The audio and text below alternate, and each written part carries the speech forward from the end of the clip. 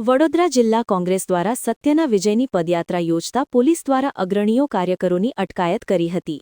National Herald કેસમાં નામદાર court દ્વારા સોનિયા ગાંધી અને રાહુલ ગાંધી વિરુદ્ધના ઈડીના કેસને રદ કરવામાં આવતા કોંગ્રેસ છાવણીમાં ભારે ખુશીનો માહોલ જોવા મળી રહ્યો છે।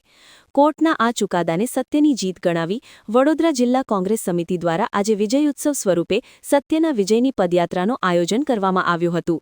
સત્યમેવ જયતેના નાદ સાથે જિલ્લા કોંગ્રેસે પ્રમુખ જસપાલસિંહ પઢિયાર, જિલ્લા પંચાયત વિપક્ષી નેતા મુબારક પટેલ સહિત જિલ્લા કોંગ્રેસના અગ્રણીઓ કાર્યકરો નિર્ધારિત કાર્યક્રમ કરવા જતા પોલીસ દ્વારા તેઓની અટકાયત કરી હતી, જેને લઈને વડોદરા જિલ્લા કોંગ્રેસ પ્રમુખ જસપાલસિંહ પઢિયાર દ્વારા રોષ ઠાલવ્યો હતો।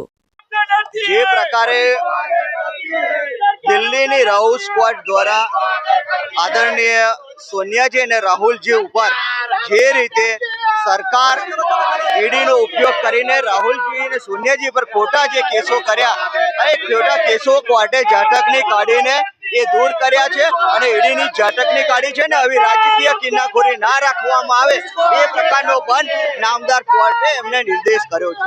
ત્યારે આજે સત્યનો જય થયો છે, ત્યારે વડોદરા જિલ્લા કોંગ્રેસ સમિતિ દ્વારા આ પ્રદર્શન ભારતીય જનતા પાર્ટીના તાનાશાહીની સામે ભારતીય જનતા પાર્ટીના એમની ઓફિસ સામે દેખાવો કરવા જઈ રહ્યા છે અને પોલીસે આજે અમને ડિટેન કરી લીધા છે।